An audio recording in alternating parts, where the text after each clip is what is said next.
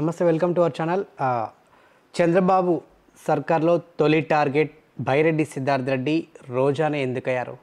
So Aadudam Andhra అనే CM కప్పుల పేరుతో కోట్ల స్కామ్ చేశారు బైరెడ్డి సిద్ధార్థ్ రెడ్డి, ఆర్కే రోజా. సో ప్రస్తుతం మాత్రం ఇద్దరు చిక్కుల్లో ఉన్నారని చెప్పాలి. ఇక రోజా అండ్ ఇటు శాప్ మాజీ చైర్మన్ బైరెడ్డి సిద్ధార్థ్ రెడ్డి పైన అక్రమాలకు పాల్పడారని చెప్పేసి కూడా చాలామంది వారి మీద ఆరోపణలు చేస్తున్నారు. మరి ప్రస్తుతానికి మాత్రం సిఐడికి ఆత్యాపాత్య అనే సంఘాలు ఏదైతే ఉన్నాయో ప్రస్తుతం మాత్రం వీరిద్దరి మీద ఫిర్యాదులు కూడా చేశారు. మరి క్రీడా కోటా ద్వారా కూడా చాలామంది మెడికల్, ఇంజనీరింగ్, ట్రిపుల్ ఐటీకి సంబంధించినటువంటి ఏదైతే ప్రదేశాలు పొందిన వారి వైపు కూడా విచారణ చేయాలని చెప్పేసి కూడా వారి మీద విచారణ జరపాలని చెప్పేసి ఈ నేతలు కూడా కోరుతున్నారు. ఏది ఏమైనా కూడా ఆంధ్రలో ఆడుదాం అనే ఒక ఏదైతే కార్యక్రమం పెట్టిన సందర్భంలో సో అధికారంలో ఉన్నప్పుడు ఈ యొక్క 100 కోట్ల స్కామ్ బయటికి రాదనుకున్నారేమో, మళ్ళీ ఈసారి కూడా మాదే ప్రభుత్వం వస్తుందనే ఒక ఆలోచనతోటి మరి ఈ స్కామ్ చేస్తారో తెలియదు. కానీ మొత్తానికి అధికార పార్టీ చేంజ్ అయ్యి ఇప్పుడు టీడీపీ పార్టీ మళ్ళీ అధికారంలోకి రావడంతో వారు చేసినటువంటి 100 కోట్ల స్కామ్ ఇప్పుడు బయటపడిందని చెప్పాలి. మొత్తానికి ఈ 100 కోట్లు స్వా చేశారని చెప్పేసి కూడా ఇప్పుడు సిఐడికి ఫిర్యాదు కూడా చేశారు. మరి రోజా, బైరెడ్డి సిద్ధార్థ్ రెడ్డి ఈ అవకతవకలకు పాల్పడారంటూ ఇప్పుడు చాలామంది కూడా వీరి మీద ఆరోపణలు చేస్తున్నారు. మరి మొట్టమొదటిసారిగా అధికారం అంటే టీడీపీ ప్రభుత్వం మొదలైన వెంటనే కూడా ఆల్రెడీ చంద్రబాబు నాయుడు 5 ఫైళ్ళ మీద సైన్ చేశారు. ఇక ఇటు మాజీ సీఎం అక్రమాలకు పడినటువంటి చిట్టా కూడా మా చేతిలో ఉంది, అండ్ నారా లోకేష్ కూడా నా చేతిలో రెడ్ బుక్ ఉంది, అది కూడా త్వరలో రిలీజ్ చేయబోతున్నట్టు కూడా ఆయన కూడా ఒక స్టేట్మెంట్ ఇచ్చారు. ఇదే క్రమంలో మరి మొదటిసారిగా రోజా, ఇటు బైరెడ్డి సిద్ధార్థి టార్గెట్ అయ్యారు. మరి మొత్తం చిట్టా వీళ్ళతోటే మొదలు పెట్టబోతున్నారా ఏంటనేది మాత్రం ఇంకా తెలియాల్సి ఉంది. ఏది ఏమైనా కూడా ప్రస్తుతానికి ఈ యొక్క నాసికరం క్రీడా కిట్లతో భారీగా కూడా నిధులు కొల్లగొట్టారనే ఆరోపణలు మాత్రం వస్తున్నాయి. 100కు పైగా కోట్లు కూడా స్కామ్ చేసినట్టు కూడా మనం ఇప్పటికే సోషల్ మీడియాలో వార్తలు కూడా వస్తున్నాయి. అండ్ ఇప్పటికే రోజా కూడా ఒక ట్వీట్ చేశారు. సో మరి ఈ ఆరోపణలు వస్తున్న క్రమంలో కూడా రోజా మరో ట్వీట్ చేసి, చెడు చేసి ఓడిపోతే సిగ్గుండాలి, కానీ మేము మంచి చేసి ఓడిపోయాం, గౌరవంగా తలెత్తుకొని తిరుగుదాం అంటూ ప్రజల గొంతుకై ప్రతిధ్వనిద్దామని చెప్పేసి కూడా ఒక పోస్ట్ చేశారు.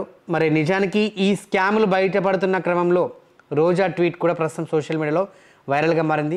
మరి ఈ జరిగినటువంటి 2024 అసెంబ్లీ ఎన్నికల ఫలితాలు చూసుకుంటే వైసీపీ నేతలు కానివ్వండి, ఈ యొక్క మాజీ మంత్రులు ఒక్కొక్కరు కూడా ఇప్పుడు సోషల్ మీడియా వేదికై స్పందిస్తున్నారు. సో ఎన్నికల్లో వైసీపీ ఘోర పరాజయమైన తర్వాత సైలెంట్ అయిన నేతలు అంటే ఈ ఒక ఓటమిల గల కారణాలు ఇప్పుడు ప్రతి ఒక్కరు కూడా విశ్లేషించుకునే పనిలో పడ్డారు. ఇక మేము ఎందుకు ఓడిపోయామంటే కొందరేమో ఈవీఎంలు స్కామ్ చేసారు, నిన్న ధర్మవరం మొత్తం కంప్లీట్గా 140 కేంద్రాల్లో ఈవీఎంలు స్కామ్ అయ్యాయి. ముందే ఎలా మీరు ఏదైతే సర్వే ఎలా చెప్తారు, కేకే సర్వే అంత కరెక్ట్గా ఎలా చెప్తుంది, జనసేనకు 21కి 21 ఎలా తెలుస్తుంది, 9 గంటలలోపే మీకు సర్వేలన్నీ క్లియర్గా ఎట్లా తెలిసిపోతాయి, మీరు అన్ని నియోజకవర్గాల్లో సర్వేలు చేయకుండానే ఇంత క్లియర్ కట్గా మీరు ఎలా చెప్తారని చెప్పేసి కూడా నిన్న ఆయన కొన్ని ఆరోపణలు చేసిన మనం వీడియోలు కూడా నిన్న సోషల్ మీడియాలో చూసినాం. ఏది ఏమైనా కూడా ప్రస్తుతం కేవలం ఒక 11 సీట్లతోటే కనీసం ప్రతిపక్షం కూడా దక్కించుకోలేని పరిస్థితిలో పడ్డారు వైఎస్ఆర్సీపీ పార్టీ అని చెప్పాలి. కేవలం నియోజకవర్గాల్లో విశ్లేషణలు కూడా చేస్తున్న పరిస్థితి ఇది. తాజాగా మాజీ మంత్రి ఆర్కే రోజా కూడా వైసీపీ ఓటు మీద స్పందించారు. ఇది ఏంటంటే ఎన్నికల ఫలితాల తర్వాత సైలెంట్ అయినటువంటి రోజా నగిరిలో తన ఓటమి, రాష్ట్రంలో వైసీపీ పరాజయ పాలైందని చెప్పేసి ట్వీట్ చేశారు. అంటే ఇంతకుముందు నేను ట్వీట్ గురించి కూడా చెప్పాను, చెడు చేసి ఓడిపోతే సిగ్గుపడాలి, కానీ మేము గౌరవంగా తలెత్తుకొని తిరుగుతాం, ఎందుకంటే మేము మంచిగా ఓడిపోయామనే ఒక భావనతోటి ఆమె ట్వీట్ చేసింది. గౌరవంగా తలెత్తుకొని తిరుగుతాం, ప్రజల గొంతుకకై ప్రతిధ్వనిద్దాం అంటూ ఆమె కార్యకర్తలతోటి ఉత్సాహాన్ని నింపే ప్రయత్నం చేస్తూ ఆమె ట్వీట్ చేశారు. మరి ప్రస్తుతానికి మాత్రం ఎన్నికలకు ముందు నగరిలో ఆల్రెడీ అనేక సర్వేలు కూడా రోజా తప్పకుండా ఓడిపోతుందని మ్యాక్సిమం 100కు 100 సర్వేలు కూడా అవే చెప్పాయి. ఏదో ఒకటి వైసీపీకి ఫేవర్ ఉన్నటువంటి సర్వేలు మాత్రమే రోజా గెలుస్తుందని చెప్పాయి. ఇంకొకటి ఏదైతే రోజా వైఎస్ఆర్సీపీ పార్టీలో ఉన్నటువంటి ఆ ఒక నియోజకవర్గం సంబంధించిన వ్యక్తులే రోజాకి అపోజిషన్లో కూడా వాళ్ళు ప్రచారం చేశారు. రోజా గెలవకూడదన్న ఒక ఉద్దేశంతో ప్రచారం చేశారు.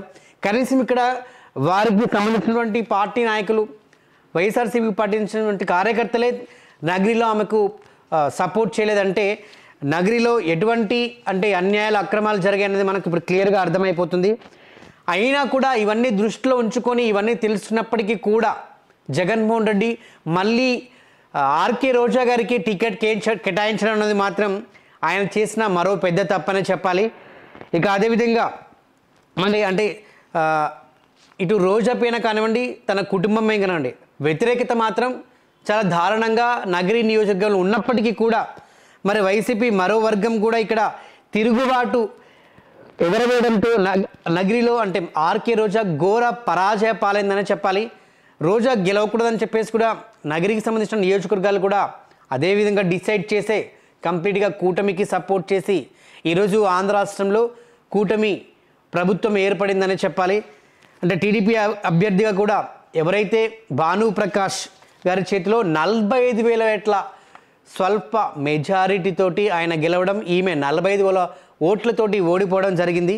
మొత్తానికి మాత్రం రోజా ఏదైతే ఉందో ఇప్పుడు వాళ్ళ సోదరులపైన అవినీతి ఆరోపణలు కూడా ప్రస్తుతానికి చేస్తుంది. ఏదేమైనా కూడా చంద్రబాబు పవన్ కళ్యాణ్ మీద చేసినటువంటి గతంలో వ్యక్తిగత విమర్శలు కావచ్చు, అదేవిధంగా ఆమె ఓటమి కారణాలు చెప్పే విశ్లేషణలు కూడా ఉన్నాయి. కాబట్టి 2014లో ఆమె టీడీపీ అభ్యర్థిగా ఇదే గాలి ముద్దు కృష్ణారెడ్డి నాయుడు వారి అన్నదమ్ముల మీద ఆమె గెలిచిన దాఖలాలు 2 సార్లు ఉన్నాయి. 3వసారి హైట్రిక్ కొట్టి విజయం సాధించి జెండా ఎగరేద్దాం అనుకుంది రోజా. కానీ ముచ్చటగా 3వసారి ఆమె గెలుద్దాం అనుకొని ఘోర పరాజయం. గతంలో 100,000 ఓట్లతోటే ఓడిపోయిన దాఖలాలు మాత్రమే ఉన్నాయి. కానీ ఈసారి ఆమె 45,000 ఓట్ల మెజారిటీతో ఆయన గెలిపొంది ఈమె ఓడిపోవడం మాత్రం నిజంగా రోజాకి మరి ఇది ఒక పాఠం అనే చెప్పాలి. అయినా కూడా ఆమె మళ్ళీ ఈ రకంగా పోస్టులు పెట్టడం, నియోజకవర్గాల్లో మళ్ళీ రెచ్చగొట్టే మాటలు మాట్లాడడం, ఇదంతా చూస్తుంటే ఇప్పుడున్న అధికార పార్టీ తప్పనిసరిగా ఎవరినైతే ఇప్పుడు విమర్శించి టార్గెట్ చేస్తారో వారినే ముందుగా అధికార పార్టీ టార్గెట్ చేస్తుంది. ఆ టార్గెట్లో భాగంగానే రోజా ముందు వరుసలో ఉన్నారని చెప్పాలి. ఇటు భైరెడ్డి సిద్ధార్థ రెడ్డి కూడా సోషల్ మీడియాలో ఇష్టానుసారంగా మాట్లాడడం వల్ల ఇద్దరు టార్గెట్ అయ్యారని చెప్పాలి. మొత్తానికి ఈ 2000 ఎన్నికల్లో హ్యాట్రిక్ కొట్టాలనుకున్న రోజా ఆమె ఆశలపై వైసీపీ కేజే శాంతి వర్గంతో పాటు ఓటర్లు కూడా నీళ్లు చల్లారని చెప్పాలి. దీంతో రిజల్ట్స్ మొత్తం వచ్చినప్పటికీ ఆమె సైలెంట్ మోడ్లో నుంచి మళ్ళీ వైలెంట్ మోడ్లోకి వచ్చింది మేడం. మరి మేడం గారు ఇప్పుడైనా సైలెంట్గా ఉంటే ఆమె చేసినప్పుడు అన్యాయాలు అక్రమాలు కూడా మరి తీయకుండా ఆమె పని ఆమె చేసుకొని పోతుందని చెప్పేసి కూడా మిగతా వాళ్ళు కూడా కామెంట్ చేస్తున్నారట. మొత్తానికి మాత్రం మరి ఆర్కే రోజా ఏదైతే ఇప్పుడు టార్గెట్ అయిందో ఈ కుంభకోణం అంతా బయటకు వస్తే రోజా తప్పకుండా అరెస్ట్ అవుతుందని చెప్పేసి కూడా కొందరు విశ్లేషకులు విశ్లేషిస్తున్నారు. మరి ఈ కుంభకోణం ఏదైతే 100 కోట్ల స్కామ్ ఏదన్నా తక్కువ డబ్బు కాదు కదా. సో ఈ స్కామ్ అంతా బయటకు వస్తే ఇటు బైరెడ్డి సిద్ధార్థ రెడ్డి అటు ఆర్కే రోజా మరి అరెస్ట్ అయ్యే అవకాశాలు కనిపిస్తున్నాయని చెప్పేసి కూడా విశ్లేషకులు కూడా అదేవిధంగా విశ్లేషిస్తున్నారు.